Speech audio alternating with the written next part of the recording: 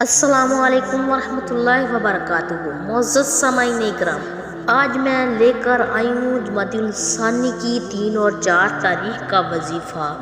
یہ وہ معلومات ہیں جن کے پڑھنے سے ہر دعا قبول ہوتی ہے۔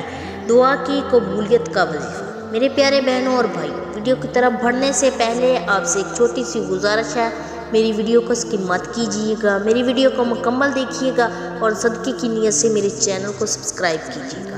آج میں آپ کے سامنے دعا کی قبولیت کا بہت ہی پاورفل وظیفہ شیئر کرنے جا رہے ہوں۔ یہ وظیفہ ان لوگوں کے لیے ہے جو دعا مانگ مانگ کر مایوس ہو چکے ہیں، اپنے ذہن میں ایک ہی بات بٹھا لی ہے کہ ہماری تو دعا بھی قبول نہیں ہوتی۔ وہ لوگ اس عمل کو لازمی کریں، انشاءاللہ دعا ضرور قبول ہوگی۔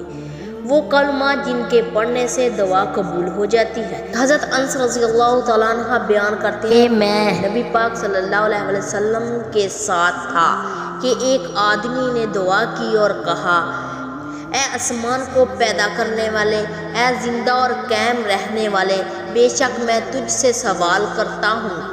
اس نے یہ بات کہی تو آپ صلی اللہ علیہ وسلم نے فرمایا، کیا تمہیں معلوم ہے کہ اس نے کس چیز کے ساتھ دعا کی؟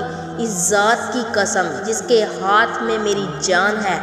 اس نے اللہ کو اس کے اس نام سے پکارا، جب اس کے نام سے پکارا جائے تو وہ دعا قبول ہو جاتی ہے۔ وہ دعا یہ ہے جو میں آپ کو بتانے جا رہی ہوں۔ وہ دعا آپ سکرین پر دیکھ رہے ہیں۔